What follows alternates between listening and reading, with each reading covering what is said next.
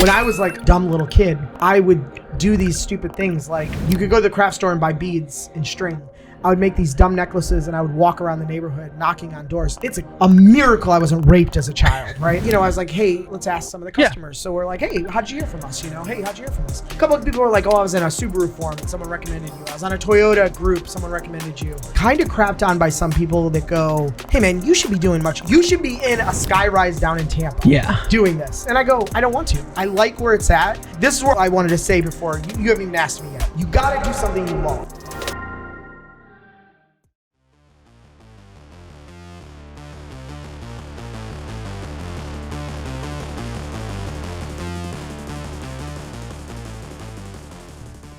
Hey, Dewey. Yeah, there we go. I was waiting for the Dewey episode. Gotta give it to Dewey. Thanks for watching, buddy. We know you're always watch, you're always like, you're always subscribed. In that incognito browser, but we know where it's at. He's there. He's in there, you know, between browsing, marketplace, looking at Volks, and then watching our videos. Yeah, thank you. Where's those wheels at on that Acura, Dewey? So great the show. Oh, great this show. Oh, great this show. You know, I got that wrong. When we were at that convention, two people were like, I can't find your show. And then I realized I'd been saying the name wrong the whole time. Wrong. Great this show. Got to get into the algorithm, Mike. Yep. That's what you got to do. Thanks for tuning in. It's a host show. We got a new name. Host show. A host show. Tom can't say host well. Host. Tom can say host completely fine. Right, you just can't hear well. That's probably true at this age. Everyone's losing their hearing. It's all those loud cars. The backfiring from the BMW boys, right? Don't worry. Everybody in the comment section will let you know about like if you have a piece of hair in your ear or anything like that. They'll let you know. They'll call it out. I'll let you know. I should just eat candy on this show and give them a reason to get upset. Diabetes. All right. So, Tom. Mike. What are we doing? What are we talking about this episode? It's the business episode. Business. So we've had car episodes. Business Pig. It's my favorite slot machine. It's not a gamble. It's not my favorite. It's not a gambling episode. We've had the gambling episode. Yeah. We've had a couple gambling episodes, and we have a Vegas episode. Yep. Either before this one or after this one. We haven't quite figured out what we're going to. We don't know the order. We stopped numbering them too. We're out. We're done. We're that popular. At the time of this recording, we have thousands of subscribers. Yeah, thousands on bonkers. Yeah, and only 10 of them are our friends. Yeah, so it's crazy how we've shot up. Yeah, so we're crazy. Making traction. People on the internet kind of like us. Kind of. It's not all my mom creating fake accounts. Yo, shout out to Sandy though. That's my mom. I know. Yo, she's relentlessly commenting. Always on the Facebook. Heart reacts. So shout out to Sandy. My mom lives on Facebook and calling me. Only when we hang out. It's only two things. So business episode, Tom. Business episode. What are we doing? I heard a rumor that you're going to ask me some questions, and I am ill-prepared or unbeknownst. I have no idea what these questions are. I think that makes it a little bit better. So it does. And I also would like to give some takes on business that I would like to say as a business. It's an entrepreneur. As a business owner. Well, so we've gotten people messaging us on some of the socials asking, you know, what does he do to afford these like supercars? Wait a minute. People are asking you what I do? Uh-huh.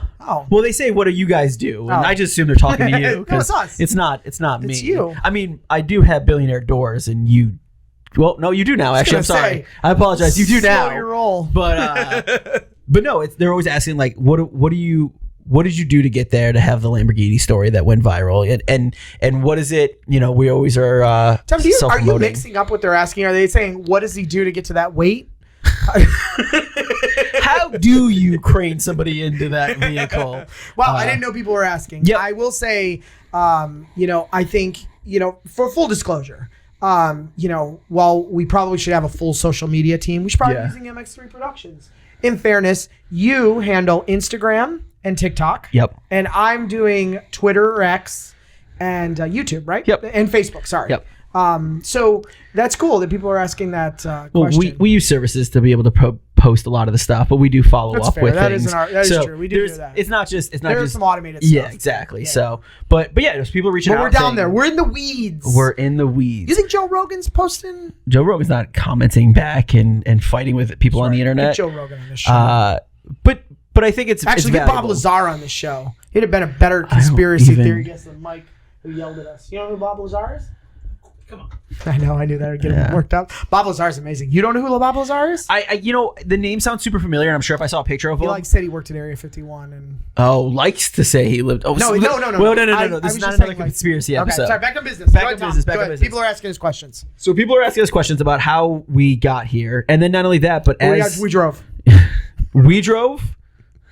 We drove. God damn it. The joke Anyways, funny without what does it take? And I think it's valuable now that we're also starting to see the growth in the podcast and things like that. And there's all these different ventures that we have going on. So I will say, business talk. I wrote today on social media that it really kind of feels like we're doing something here because obviously we've hit some of the metrics we need for monetization. So that's starting to go forward. That's getting good. But also I just in the last 2 days, I have gotten emails from like podcast marketing firms. And these are not like canned spam emails. No. Like it's like, hi, I just want to let you know, I watched you and Tom on your show. I only watched 15 or 30 minutes of Tim's hilarious. Tim's hilarious. But you look like you could possibly use some assistance in growing your podcast to a larger audience. Like these are actually, like it was interesting. I was like, holy shit, where's this coming out of the blue, you know? So that's pretty cool. Feels like we're doing something. Yeah. So and for the most part, everybody that looks us in the face seems to lie to us, or it's good, or we're doing good. Or we're actually doing a good job. Aside from being an obese shut-in, most of our comments are positive. Yeah. And I would not. It's not only that they're positive; they're engaging, which I think is more. Which I want more engagement than necessarily like it'd be great if someone's like, hey, this is a great show, but when they're like, oh my god, this bit about this and it's way more exciting than that. I love we've gotten some comments that are like a paragraph long that I'm like, that's really funny, like someone took the time to write all this out and stuff. And even on the conspiracy episode, like people were contributing conspiracies, so we could even maybe have a conspiracy episode 2 in the future where we read their conspiracies, where we go off on some of their tangent stuff. But I think, do we have to have Mike on again? Producer Mike.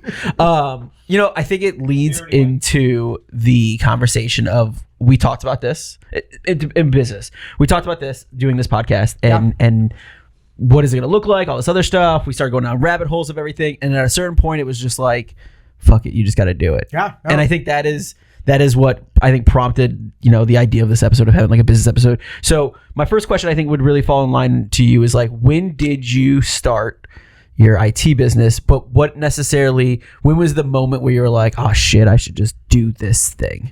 Yeah, so I'm going to answer the question in kind of a stupid answer first, and then I'm going to give you the real answer. I grew up in an entrepreneur family. So my mom always owned businesses. It was hair salons. When tanning salons blew up in the like late 80s, early 90s, she owned that. She always owned businesses. My dad owned printing press companies and typesetting companies. So I grew up in an entrepreneur kind of world in that sense. So when I was like a dumb little kid, I would do these stupid things like, you could go to the craft store and buy beads and string. I would make these dumb necklaces and I would walk around the neighborhood knocking on doors. It's a miracle I wasn't raped as a child, right? A miracle. You're a fat kid. Yeah, so. I wasn't. First off, I was a cute little tiny kid. I was very small. All right, so petite. I was a sexy child, Tom. They used to call you Petite Mike in the neighborhood.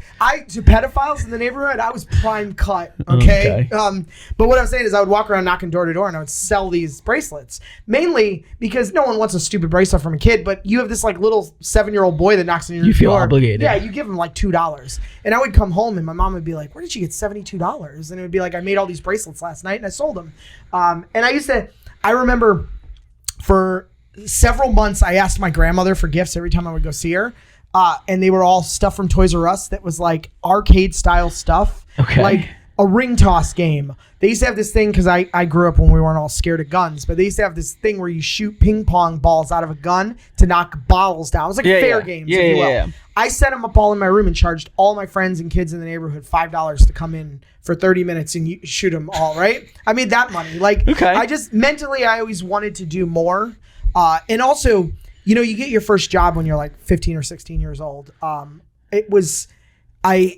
Starting that young, it was funny because my very first job really was an arcade. I worked at, that checks out. If you grew up in Pinellas County, Florida, in the 90s, there used to be Bay Area Outlet Mall. All right. Okay. It was on US 19 and East Bay Drive. Now it's a Walmart, I believe. Okay. I know exactly where you're talking about. It used to be a giant indoor outlet mall. But let me be clear. this is an outlet like your outlets now, where it's like the Toomey store and the Coach store and stuff. Yeah. This was just a regular mall. I mean, they had a Ross and they had a Marshalls and we had a Brookstone and stuff. Okay. It was just called Bay Area Outlet Mall.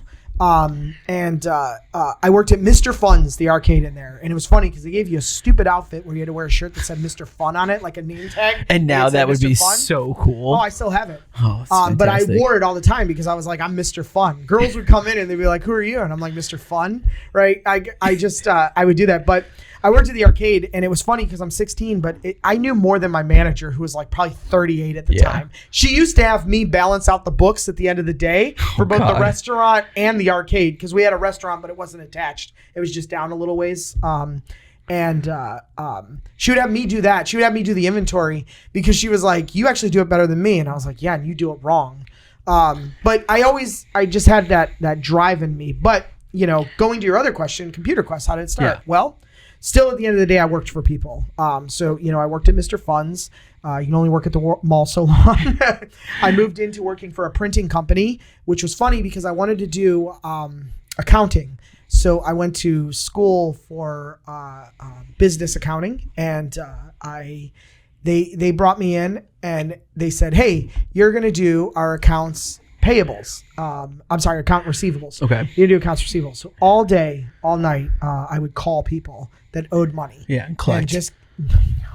These people weren't going to pay. Here's the thing. You want a business tip? Be very unfortunate if something happened to your establishment. It's just little Mike calling at 8 p.m. on a Sunday afternoon. Here's the thing. I'm sorry. Let me say first and foremost, hopefully Mike edits just to you, but I'm sorry I'm touching my nose so much. It's itchy. It's not the cocaine. Here's the thing. They grew up in the 90s. Here's a business tip for you.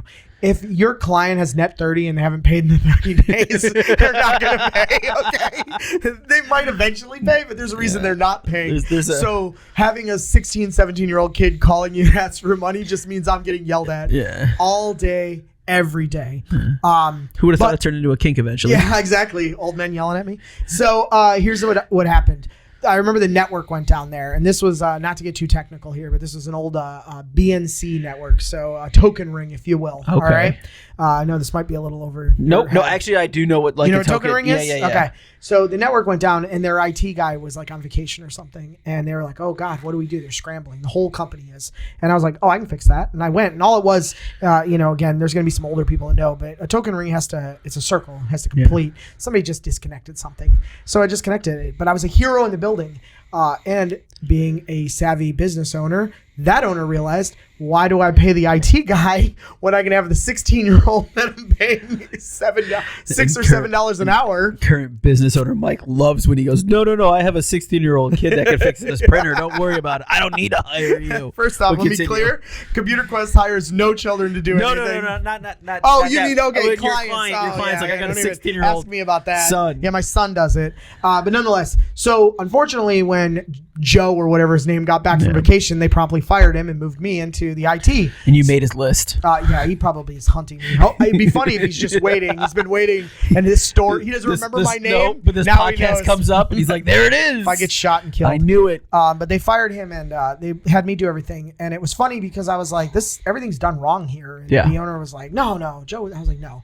One weekend, I fixed everything. And they had such stupid problems that I was like, we could fix this. But again, Joe wasn't listening to me. No. But then I was now the computer guy. So that got me into computers. And honestly, we recently had lunch with a police officer. We did. And I told him I wanted to be a cop. I really actually wanted to be a police officer. I was obsessed with the game Police Quest. It'll be up here. I hope, Mike. I was obsessed with the game Police Quest by Sierra when I was a kid. And I would just play it over and again. And they used to have these. So I know it's a little bit before your time, but inside these old vintage games, they used to have these very intricate manuals. Okay. Not for the game, but the procedures of the game, because you had to know what to do in the game. So Police Quest had the Linton Police Department handbook. So it was like how to do a traffic stop, how to do a felony traffic stop, what to do in the morning, what to do in the afternoon, what to do in your patrol car. I was just obsessed with it. And so I wanted to be a police officer. And then my parents were basically like, you get shot and killed in the first day for $33,000 a year, so shout out to our police officers. Shout out to Sandy.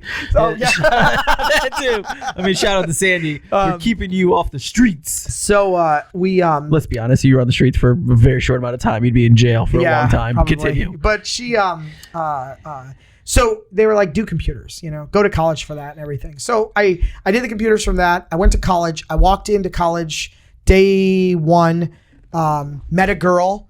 I don't think I ever went to my classes again. It's very interesting what a girl will do to your life. I also, college was boring, but we can have that all. I'm not telling you don't go to college, but some people shouldn't waste their time. But I say all that to say, I left there. I did IT for a couple of companies, and then I got into what's called an MSP. If you're not familiar with that, no, I'm not managed familiar. service provider. So it's a company that does your company's IT, like outsourcing. Okay. We don't really call it outsourcing because it could be just a company down the road, right? But you hear outsourcing, you just assume India, overseas, Taiwan or something. So I don't want to say that, but I worked there, and this is where I'm getting to the answer to your question. I knew how much they were making for me. Yep. Because they were sending me all over the place, right? I would travel to other states. Like I was going everywhere, right? I knew what they were making an hour. And I was like, man, I should be making that. That could be me. That could be me. So I ended up getting an offer to move to a different company kind of out of that. Because unfortunately in the MSP world, if you're in technology and you understand this a little more, you end up working like 80 and 100-hour weeks, right? It's a nightmare. You're in it. The other thing is you got to have a brain for remembering everything about your clients. That's where you get good MSP guys, you get bad MSP guys. Me, my wife will tell you I'm autistic as hell. I don't forget Not just anything. Your wife. Thank you, buddy. My brain is very weird in the fact that it remembers everything. So I work well in the MSP because my brain is just constantly like, here's a file you need. Here's a file you need. Here's a file you need. Yeah. But so it worked well for me, but I got burnt out working so much. So I went back to just doing IT for a regular company, and I got a call from an old partner when I was at the MSP, and he was like, "Hey man, I don't want to go too much into the story, but basically let's just say there's two companies that merged together. I worked with them, and then the owners, those companies, two captains of a ship now, right? Oh no. It didn't work out well at all. So they basically split off, okay? Well, one of them reached out to me and he was like, "Hey man, I'm trying to do my own thing again. I don't have guys. I need help bad, right? Yeah. Can you help me out?" And I was like, "Yeah, I think I can help you out." And he's like, "Just at night, right? Do stuff at night." And I was like, "Okay." So I did a little bit of work at night, and he goes, "You're killing it." He was paying me basically like under the table cash. Yep. It worked out great, right? But he goes, "Don't be listening, IRS." Yeah, I know. There's another conversation about business. But he goes, "Listen, I got to start paying you above the board, right?" He's like, he goes, "But I'm gonna 1099 you, right?" Yep. And I was like, "Okay." He goes, you gotta get an LLC set up because you're gonna get killed on taxes." So I was like, all right, I didn't really think anything of this. Went to LegalZoom, set everything up, did it in like 30 minutes. Shout out to LegalZoom. They're not sponsoring this, but just shout out to them. You could LegalZoom. You should sponsor us. LegalZoom, come on, sponsor us. And Coke or Celsius, either Red Bull. We're looking for anything. I mean, I'd take monetization, but yeah, Coke or Celsius or anything also works. So I set up the company and it was just for tax purposes. It was going to be called Snail Quest, right? And because I like snails. So, there's the autism. But I thought to myself, I was like, and also Quest, because it goes back to Police Quest and King's Quest and Space Quest, these vintage games from that I loved. The games, the Sierra, the computer game company from the 80s and 90s, they put Quest on the name of all their games. So I just thought it was funny. So I was going to call it Snail Quest, but then I was like, that's kind of a terrible computer name, company name, Snail Quest. Like, it's Slow Quest. Yeah.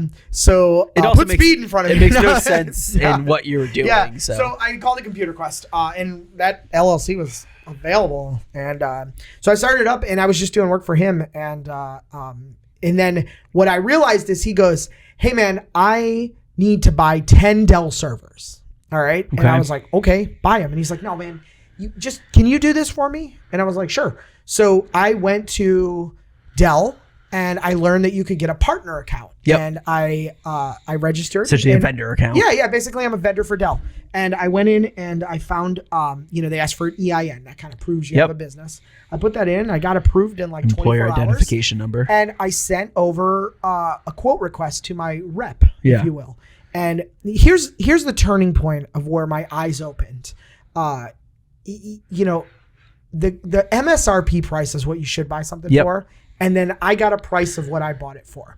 Again, these are numbers from a long time ago. You don't have Things to be are way specific, different. but we could say that there was a delta between the two of them. Oh yeah, let's just say every one of these servers was $25,000 Yep. MSRP. My cost $8,000. Yeah. And now again, please keep in mind we were talking a long time ago. Yeah. So this is a much different world these now. are figurative numbers. Yeah. Well, no, I mean that's pretty close to spot on. Trying to save your ass. No. The point I'm saying is I was like, wait a minute. Yeah. Right.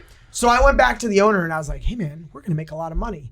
And shout out to him. Right. His name is, God damn it, I don't remember. Doesn't matter. Right. Call him Derek. Yeah. Whatever. He went, Michael, this is an opportunity for you. Now, what you need to do is you need to sell them a little less to me. Yeah. So I can make some money with my client who's going to pay MSRP, and then you're going to make money. And I swear to God, there was like a $20,000 check showed up to my door. Yep. And I just stared at it because, again, Tom, you understand, there's a point in your life where you got a lot of money. There's a point in your life where you have no money. It was like, what? Yeah. What? Life-changing money. I was like, holy crap, right? Remember one of our other shows, we talked about how my business made it. I went and bought a Porsche, right? But that's the moment that I was like, wow, can this happen again? And that's the turning point where I started doing less actual work and just started selling stuff. Yeah. Because there's margins even crazier on software. And Computer Quest was like a thing. Like I wanted it to become a thing. So I used at the time my girlfriend to help me. She's my wife now. So but, at the time, he's my girlfriend to help me, put orders and keep fulfilling and just snowballed it. And then someone else was like, here's the thing. I was under a non-compete for a while against the other job. And once that ended, I had so many companies reach out to me that were like, we miss working with you. What can we do? And I was like, well, I got to hire somebody. Yeah. So then I just started hiring people and it grew and it grew. And here's the thing. I still kind of look at it as like this little stupid business that isn't anything. You do sometimes. I probably, you undersell it a lot. Oh, I do.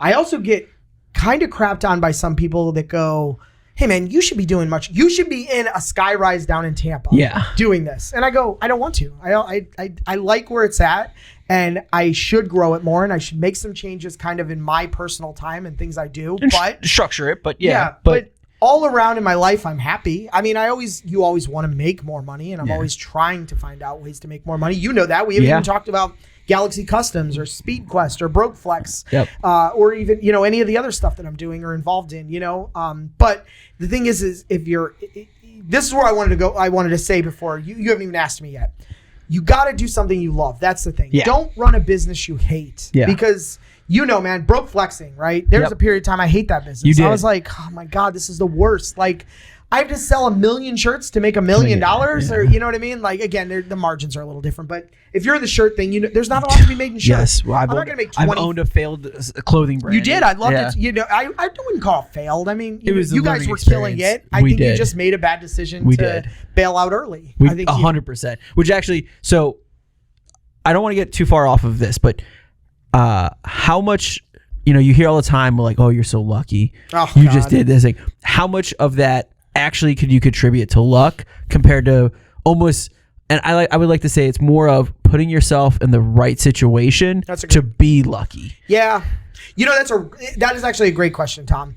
I think I can't tell you the equation. I can't tell you because I know it from my standpoint. Because if you could, you'd be a billionaire. You'd be done. But I do want to say, I've got a lot of friends that are entrepreneurs. Hell, you are. Whether you're my entrepreneur friend that doesn't think he's an entrepreneur. Yeah. I have a lot of friends with very successful businesses. I know people that are insanely successful, but I also have a lot of friends that have had failed businesses. And I also have friends that have done stuff that they just kind of let it drop off and fall off. I've also tried to help people and put people in positions and they've let it drop off. And I felt like if they had just had the drive. So I think it is luck. There's a little bit of luck. Yeah. I think it's mostly drive because nail on the head, Tom, what you said. Oh, it must be nice. No one knows that I'm up at 2:00 in the morning fixing a client's server sometimes because none of my guys want to work. Yep. And there's no other option. and now the clock just clicked over to like 7:15, and I got to get on the road, and I have zero sleep. Yep. No one knows that. Like, how is that lucky? The people that make those comments are on 8 hours of sleep, and they don't care. Some of those people have a job that doesn't matter what they do. You know what I mean? If they don't show up, no one cares. No one notices that they're there. McDonald's still makes the hash browns. Yeah. As an insult, but. Maybe. No, but I think that's the point. Like I kind of wanted to bring up on it too, was that it's just assumed that this stuff just like, well, they were just lucky. They were at the right place at the right time. But it's like, but no, you put yourself in the right place at the right time. Yeah. Like it happened for a reason. And then also to like touch on the point though of failed businesses. Sometimes they're not necessarily failed businesses. It's just you got out too early. And again, I think that's your shirt thing. Yeah, I agree. The clothing brand. Could you tell a little bit? In case people don't know. No. I mean, I know your close friends know, but yeah. So, 2009, 2010. I had a buddy of mine, and similar to how we kind of started this podcast, we're hanging out, working on Subarus, had a couple beers, and we were like, we should start a clothing brand. And it's what was the name? It's the two guys, Import Army. Import Army. Okay. Yeah. You sure? You don't even remember? Yeah, it's been a while. No, Import Army. IA. Because I'll never forget. Because here we go, tangenting where people are in the comments. These guys don't understand task.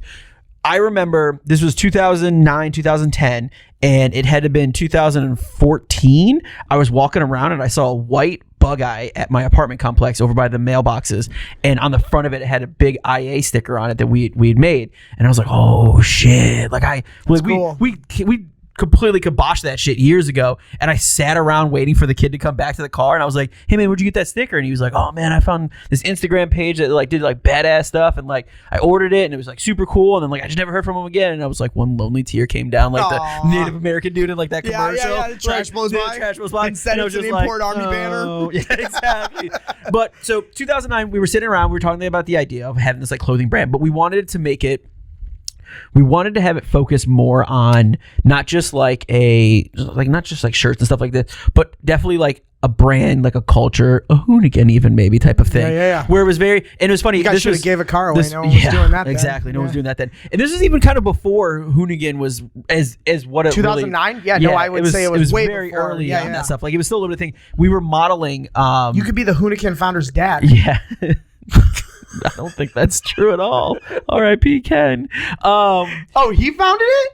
Yeah. I thought it was like his partner. No, Ken Block and Brian Scotto founded Hoonigan. Yes. Oh, yeah, no, you definitely couldn't be his. No. You outlived him though. You made it past him. Tough crowd. Yeah, I'm not going to be liked for that one. No, not at all. That's where the conversation comes into place. But engagement. It's all we ask for. So we were modeling after a paintball company. Okay. It was a paintball. They sold like paintball clothing and stuff, but it was like it's a paintball army. It was called like HK Army or something. Okay, I was doing a joke. I love it. Okay. No, check it out. Yeah. Settle down, Quest boy. So good one. These guys would roll up in their like merch RV thing, and they would go to these paintball tournaments, but it was like an event when they showed up. So that was the thought process of how do we start this like clothing brand, but it's more of like event based. And we did like a bunch of like really fun photo shoots, and we started doing like events. And the big turning point was that we started getting people that wanted to hire us to make their stuff. Oh, that's great. That's where the money is. That's where the money is. Yeah. And that's the aha moment where I had in my young entrepreneurial self was like, well, fuck having to do all these events and having to do all this extra stuff. We could just middleman everything. We would design it, middleman it, sell it, and we even would distribute it for them. So we worked a couple different events, and we had a couple different people reach out to us in the community because we were big in the Subaru community, and we were doing their stuff. And I was like, well, fuck all this other stuff. This is low maintenance, easy money. Yep.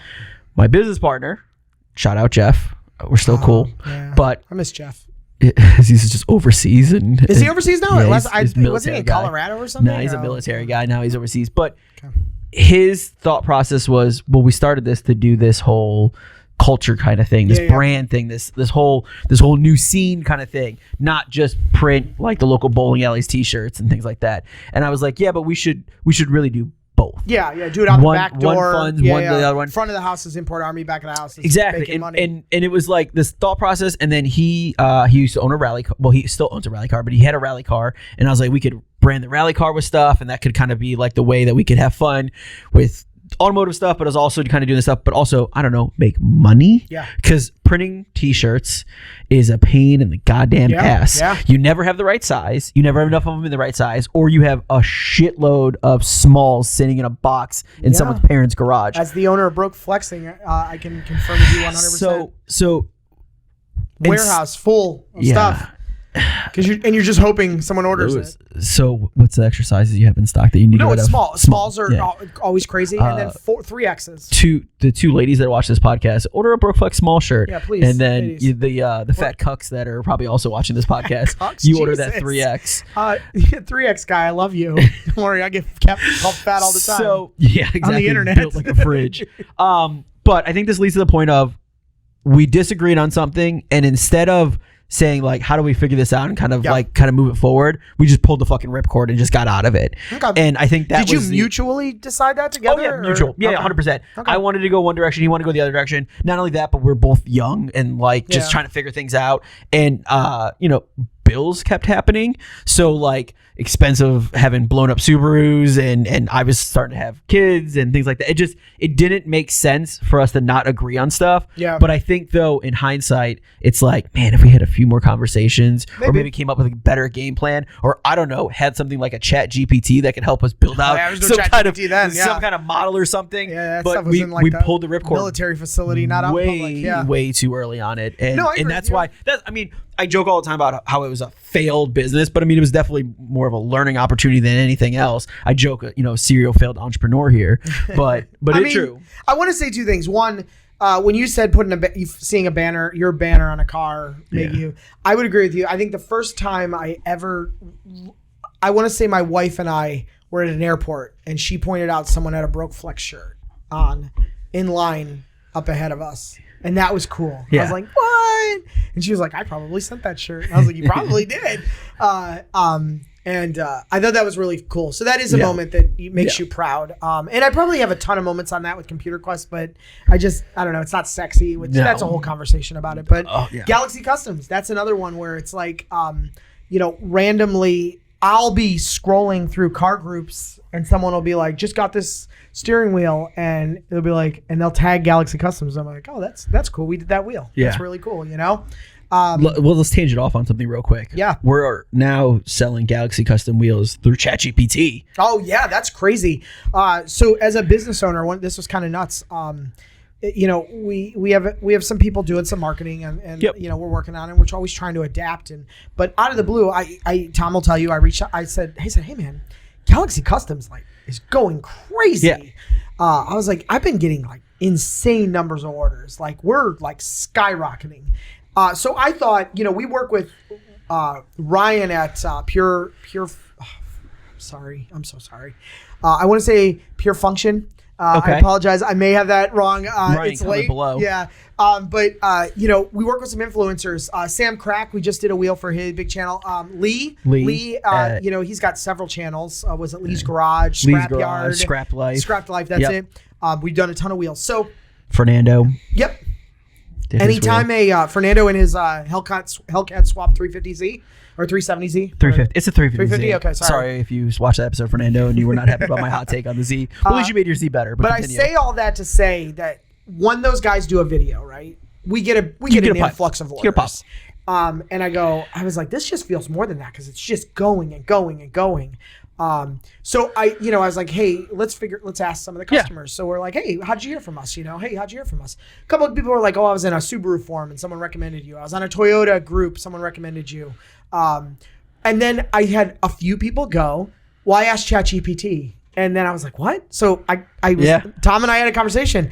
I went on ChatGPT and I asked, what's the best U.S. manufacturer for a custom steering wheel? Yep. Galaxy Customs comes up. It's what ChatGPT recommends. So even the aliens know. Is ChatGPT aliens? Are we going back conspiracy? Aliens. Conspiracy episode. Aliens, robots, whatever. They even know that if you go to galaxycustoms.com, you can order the best American steering wheel for your vehicle. Yeah. Steering wheel. Just to be clear, it doesn't have to be an American. We do wheels for every make and model. In America. We ship worldwide. Nope. We ship worldwide to anybody. Matter of fact, what's crazy is we're doing right now, I hope the guy doesn't get mad for saying it, but we're doing one for a 91 Trans Am. So, we're always talking about that. That's a third gen? Yeah. Second or third gen? Yeah, we're doing one. So there's a jean jacket, like cut off type of thing. Some acid wash jean jacket for that guy. Look at him set up right. Long blonde flowing hair. Back to what I was saying. So seeing a banner on a car, that's a cool moment. But the other thing I want to say, because you said serial failed entrepreneur. Here's my gripe with you, Tom. Not putting you on blast. Put me on blast. You have great ideas, but you doubt yourself too much. Yeah. So when you tell me that you and Jeff pulled the plug, it makes me think that there was very little to have to pull the plug. And what I mean by that is that Jeff probably met a cute girl, right? He did. And you just needed someone to be like, I don't want to do this anymore. And you go, yeah, you're probably right. We shouldn't do this anymore. That is accurate. Because I can't tell you, right now, EV Inspectors, you're the CEO and president. Yeah. How hard did I have to push you to do that? Yeah. And look where it's at now. You told me this week, you're like, it's popping off. Yeah. Like we've done a lot here. of inspections and yeah, just a week, but you wouldn't have gotten year. there, I don't think, if you were on your own. That's my concern with you on that. No, 100%. So it's funny. This was actually another one of those points that I wanted to bring up and talk to you about because you're quitting the show. Like I'm done with this. Well, here it is. Hot take or scoop. No, but like a lot of things come down to like, well, I have this idea. I want to do this thing. And one of the pieces of advice you gave me was like, just do it. And I was like, well, I don't have this in place. I don't have this in place. Like I was worried about, I didn't have any technicians at the time. I didn't have anybody. I didn't have this. I didn't know what really the process looked like, only from, me as a consumer, but how do you scale that out to a business? And you're like, yeah, but just start. And then I was like, but what happens if I get somebody that wants to book something? And you're like, then you figure it out. And I think that is a big piece of the business entrepreneur life is you just have to just do it. Just get out there, just start, just try something, and then stay consistent. Yeah. So, and I think that's the other part where I joke serial failed entrepreneur, but like there wasn't anybody to be like, hey, keep doing it. And just like until the ship is completely sank, just keep bailing out water because it's either gonna float or it's gonna sink, and then you just move on to the next thing. Yeah, no, so. and I want to again not to be the two-topic guy here. I want to say two things. One, producer Mike had something to contribute. Yeah, did you fart? What was that? That's the chair. Or is it?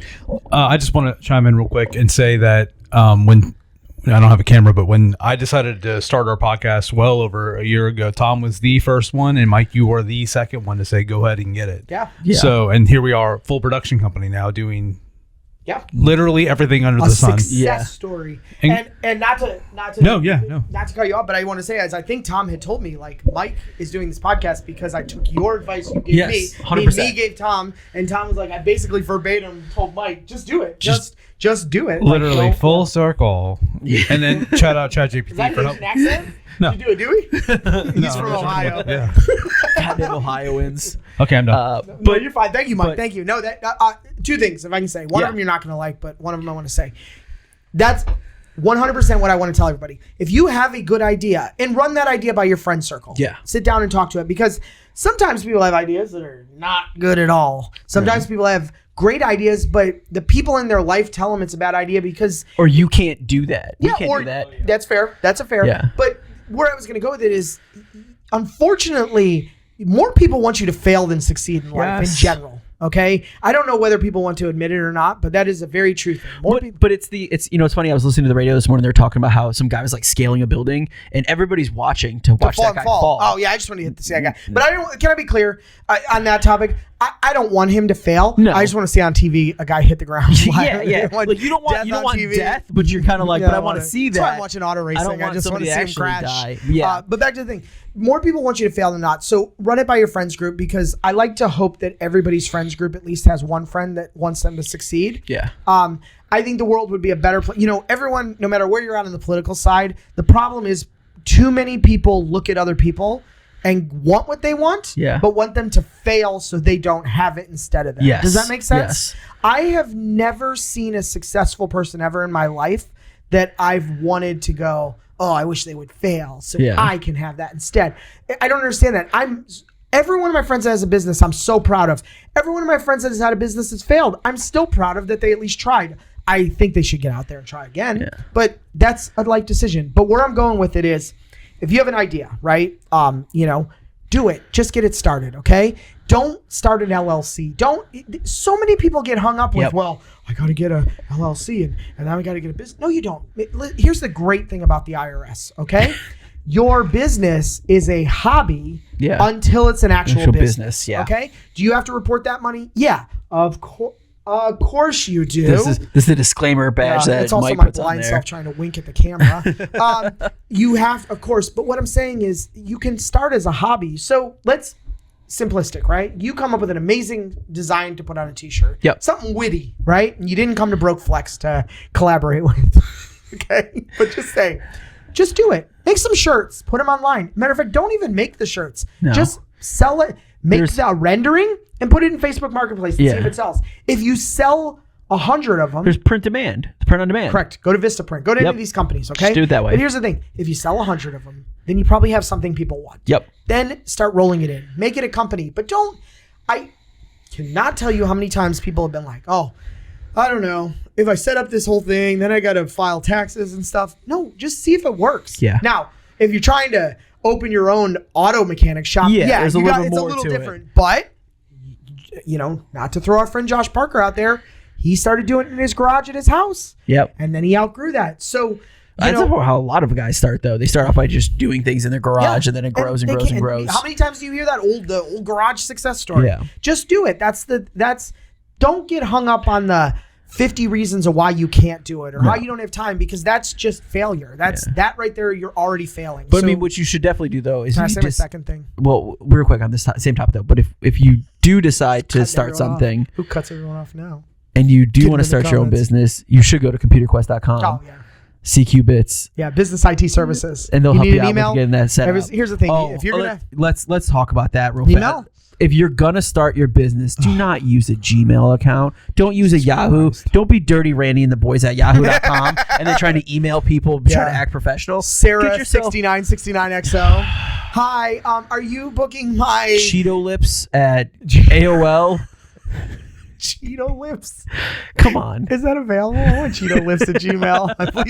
Please, somebody give me Cheeto Lips you at Gmail. You can't be like, hey, here's my business, and then the URL is Cheeto Lips at AOL.com. Tom, you know how much that kills me inside? Because I have so many friends that are like at Gmail or at Yahoo and stuff. And I go, do you know me personally? I'm not speaking for the world. The minute I see a business that has at Gmail, I go, well, not dealing with them. No. Because that's just either scammers or somebody that can't invest enough in their own business to do anything. Email is so cheap. And it also protect your client's data. Stop putting it on Gmail. So here's your second point. The point that you're not going to like. You need people in your life. You, Tom, and everybody need more support in your life to support you. Okay? I'm not here to put my wife on a pedestal by any means. If you know me, you know I kick her down the stairs all the time. All right? It's a roast competition in my house. Okay? But my wife supports me in everything possible. Okay? I wish, Tom, sometimes that you had, like you said, I didn't have anybody at that time, right? Like your mom and dad, your wife, your girlfriend, or whatever at the time, they should have been like, no, this is a thing, do it. Like, I wish more family members would support people in their family to do stuff. I wish everything in general, if I had 3 wishes, you know what they would be, guys? I'm not going to tell you the first one, but the second one would be $1 billion. And the third one would be Sydney Sweeney Manatee. Oh my God, Sydney Sweeney Manatee, just living in my swimming pool, swimming around those giant jugs. The third one would be that people support it. I wish, I don't want to bring this up, and I feel like I'm talking about it a lot, but Tom and I have been talking about our friend circle in this podcast. Yep. And we have. You okay? You good? He looked up Sydney Sweeney Manatee with jugs. Nope, I was just thinking that I thought it was Sabrina Carpenter.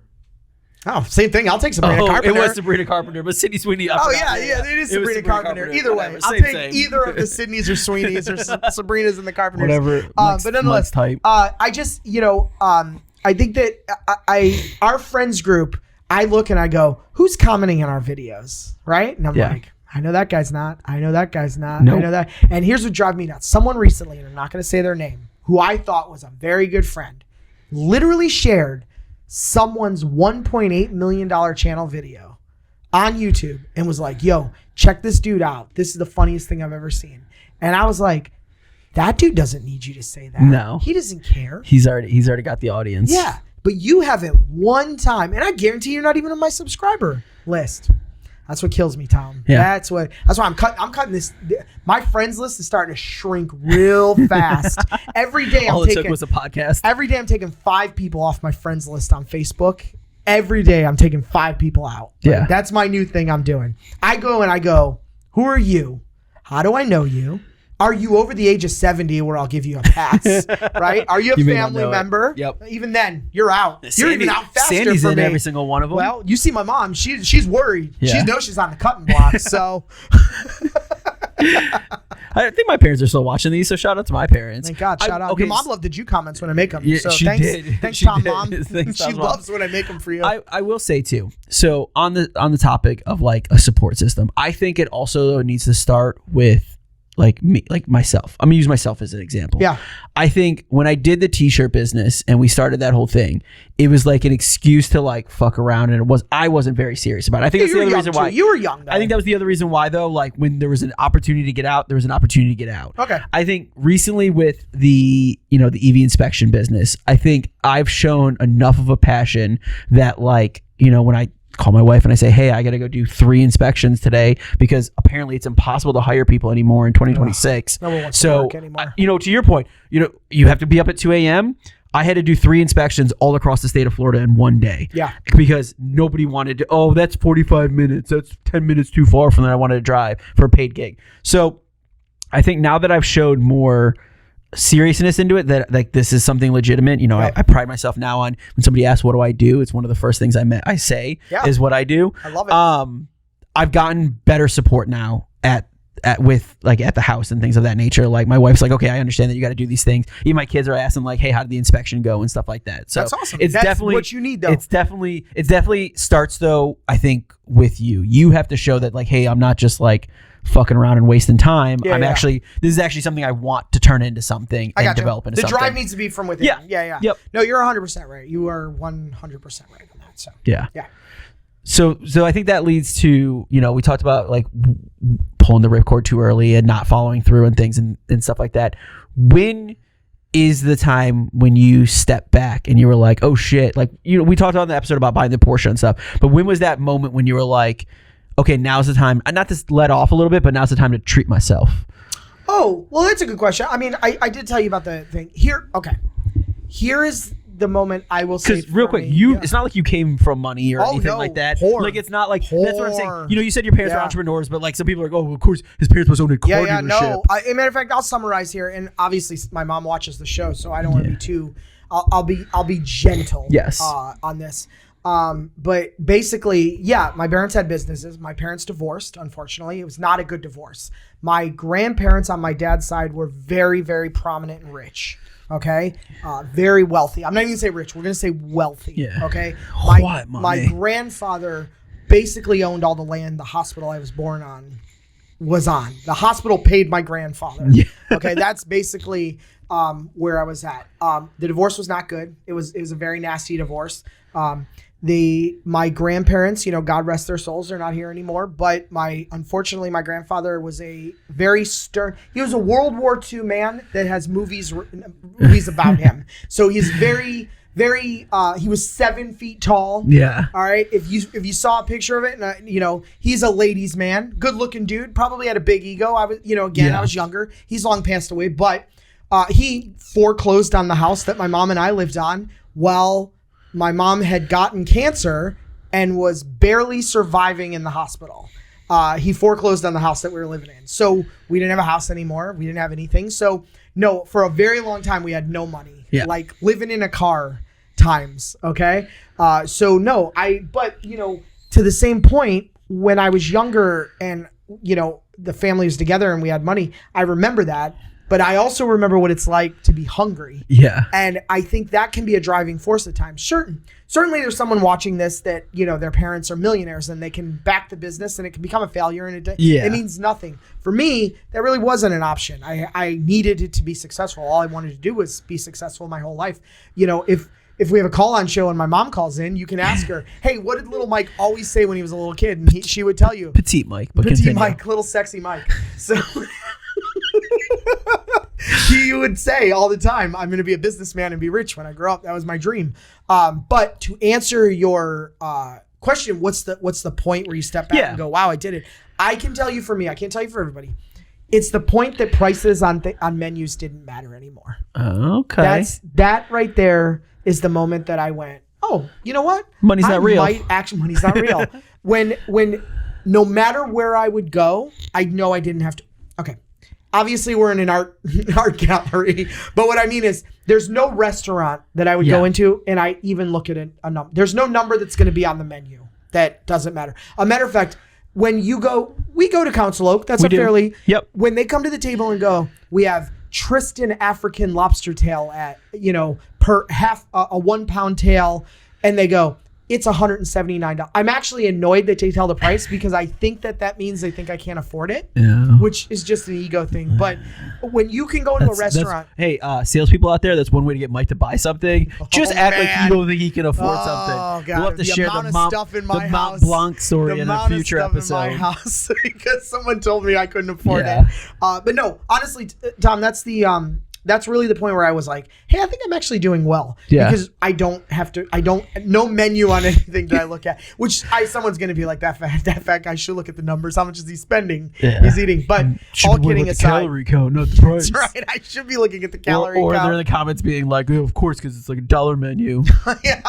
Eats McDonald's. Oh, Tom, why are you as mean as the commenters? Just prepared you, man. Thick skin. Yeah. I think that was the moment for me, at least. It felt like, oh, wow, I'm actually doing something because, I know that there's so much in investments and this and liquidity and savings and whatever, that it's not a number I have to go, oh, okay, I wonder what's going on. But, to the same point, I want to say this, and I've probably said it in a few videos, a little out of context, and it sounds odd, but when you're a business owner, there's ups and downs. Mm-hmm. Like, Computer Quest can have a good month and Computer Quest can have a bad month. Computer Quest can get a client. Computer Quest could lose a big client. Fortunately, I can say Computer Quest has never lost a client because of our service. Yeah. We've lost clients because they've merged with other firms that already had IT. We've lost clients because, COVID was a time we lost a lot of businesses. Hey, you don't know what a bad business to own during COVID was? Corporate party planning. Okay. It didn't work out well for those. So we lost those. But again, it's an up and down thing, we get a huge order and, oh man, everyone's happy and everyone's doing great. We get no orders, or we get clients that go, here's a tough thing. I've had several times where clients that have to write big checks to us go, I don't have the money. Yeah. Now you're faced with a decision. So consider this: if they're writing a routine if they're writing a routine big check, consider this: do you cancel all those services and know that's it? It's done. That's it. Do you carry them for a month and hope that they can get back on board next month? So it's tough, So that's the decisions. So on that same topic, so now the business is doing well. You're able to kind of get some you're not looking at the price on the menu. Would you branch out to the other stuff? Is it they just become passion projects that turn into something? Like, you mean other businesses? Yeah, other businesses. Yeah, no, most of my other stuff turned into, again, I know we're running a little long on time. Mike probably wants to kill us. Yeah. But I think that's the last point of the branching out aspect. So Galaxy Customs came about because I used to order these carbon fiber custom steering wheels for cars I had, right? Yep. And I would pay like $600 or $700. Then I bought a R35 Skyline. I'm sorry, I'm not allowed to say. I'm sorry, a Nissan R30 GTR. The R35. I had bought a 2018, and I wanted to do a dry carbon fiber steering wheel to match the dry carbon OEM interior. And the first company I reached out to wanted $3,000, and I was like, what? Yeah. Then I reached out. GTR tax. Yeah. Then I reached out to another company. It was $2,700, and it was another one wanted $1,900, and I was like, wow, that's a lot of money. And I was like, first off, let's step back here. Who's making these wheels, right? And then doing research, I was finding out it was like one factory making everything. And then I found out what the process is, and I found out how to do it. And I was like, well, I'll just start it and I'll make my own wheel. Yeah. And if it goes well, then I can start producing it. And then I also learned no one was doing heated wheels because nobody could come up with an epoxy that didn't off gas, which means start smoking when you heated it up. Because if you don't know, inside of your heated steering wheel is just wire elements. They're just wire elements to heat up. Yep. It can heat up leather fine. It can heat up cloth fine, but it can't heat up the epoxy on carbon fiber. Well, it couldn't until I found a company in Texas that made an epoxy for us. So we were the only ones doing it. And then China finds out what you're doing, and then they steal your idea, and now everybody does heated wheels, unfortunately. But if you have a heated wheel that you didn't buy from Galaxy Customs, you 100% bought stolen technology from Galaxy Customs. So, that turned to a passive. Okay, you don't have to yawn, Mike. All right, come on. We're all, it's late. We're all here. The other thing is Broke Flex. That was just all of us, much like you, just making dumb shirt ideas to insult people. Our first wheel was low credit scores and 3-piece wheels? Yeah. Because all these guys that have no money rolling around in $5,000 wheels. Not our most popular shirt. It might be a bit offensive to some people, but it's still on brokeflex.com. BRZ, FRS. It was. As a matter of fact, I remember it. I think I grabbed that image, again, first shirt, start of the day. Here's the thing. I grabbed that image from some forum years ago, and I still to this day get people that email me and go, "That's not your logo." Well, it's no one's logo. Okay, no one has a trademark. No one has it branded. Okay, but people get mad about it. It's so funny. But that started as passion project in that way, and then some of the other stuff I've done has just been because it's things I wanted to be involved in or invested in as a partner. So but that answers. So that. you just. They're passion projects or something that interests you, and you're like, hey, I'm going to step out. Or something I believe in. That's the other thing. Okay. If I think, like you, man, I backed you to get started. I believe in you. I know this will take off. It's going to take time, but it's starting to. You've had a few actually opportunities that felt like they were going to go somewhere that I don't think failed because of you. You've had people try to acquire you already. Yeah. And I've told you I think it's a little early. I think you figure out how do you make money versus, because they just want to buy Tom. They don't want to buy some of the other stuff. Yeah, so, exactly. It's not really the property. It's just the person. So, but I'll say this, man. Day one, you did reach out to me to do everything, and Computer Quest is your vendor. They are 100%. For IT services and SEO and everything. They help out with everything. Yeah, you told me a couple of times. You've been like, hey, man, did you guys do something different? I'm like, yeah, my guys are always adjusting stuff. And you're like, we're taking off. We're showing up on more stuff. Got a bunch of stuff. And that's the other thing too is like with EV inspectors.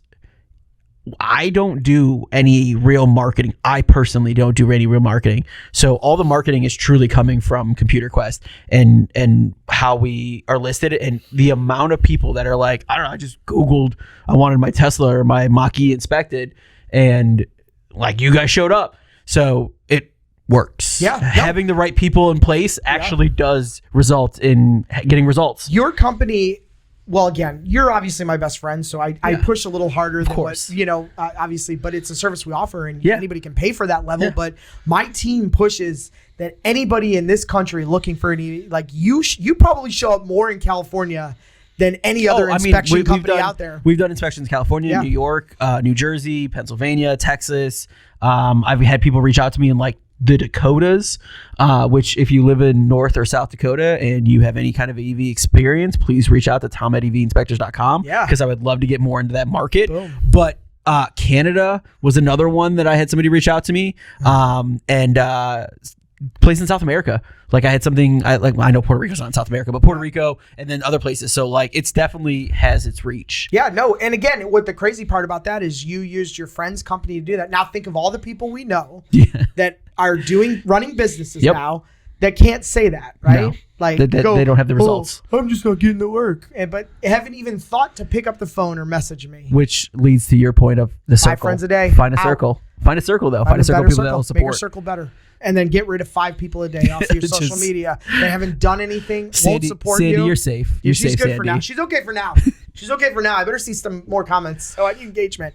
Any other business talk? No, I mean, I think that kind of summarizes a lot of it. I think people should comment below and any questions they may have or throw DM. Shorts. If you're scared of putting it out there, just DM on any one of our platforms. The question will get to both of us, even though I just learned now that we get questions. Or comment below. Put it out in the public forum. That's another thing. If people want to, I know I'm going to get called out for stuff. Call me out. Put it out in the public. Call me out. No problem with that. We're going to do a call-in show. There's a phone number. We do. Leave a message. I'll answer your question. on the message or send a text. Michael put the number below, I think. Yeah, he said yes on that one. Any other, was there anything else? This is our most serious show ever. This is going to be interesting. There was a cuck joke, I think, in it. There's a couple other stuff. Yeah. Okay, we did? Okay, cuck joke confirmed. We're good. Did we do anything racist? Nope. No, I mean, you a little 50-50. We're getting a little on that. You kept that one on track. All right, you did single out the Jews, but it's you. I was just saying your mom loves the Jew joke. She loves them. She loves a good Jew joke. We appreciate it. Shout out to your mom and your dad for possibly watching. Yeah. Still. Yeah. I had another topic, but we're about an hour. It's a little late. We're shooting at night tonight. Yep. My topic was going to be board games. And my absolute obsession with them. But I think we could save that one for a future episode. You okay? You look shocked. Comment on this video of your favorite board Heroes games. Quest, the best board game ever made. Is it like a Dungeons and Dragons game? Kind of, but it's better. I'm only kidding. No, it is. It was? It is, but better. Okay. Yeah. All right, so thank. Hey, do the outro. Why don't you do it for me? We throw me on the spot. Who did we think at the beginning? No. Thanks, Sandy, for watching this episode of Oh Great, the show, and staying on Mike's. Actually, real quick, tangent. Facebook. So close, Mike. Close to going home. Facebook, bring back the top 8 friends like MySpace used to have. Yeah. Let's bring it back. Facebook. Let's or not bring it back, but add that feature. I think it was a MySpace. It was a MySpace Facebook only, but that's what I said. Like MySpace had it. It was MySpace, and then you could also do your favorite song. Yeah. No, bring that back so I can put people in my top 8 so everyone knows. How about this? I'm gonna start a trend. Let's get a trend going. Okay. Inception right now, Mike. Yep. Gotcha. Mike, mark this down. I'm marking it. Here's a new trend. Every Monday morning, okay, go on Facebook. Okay. Or Instagram, whatever your platform is, that you can write a post. Okay. Put your top 8 friends. Put them in there. What's it? We gotta come up with a clever name. MainMonday.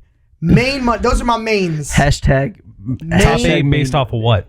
Like who's your top? Like who they are? Who's your ride or die? If you had MySpace and you had to set your friends, who's your top 8? Who's your top 8?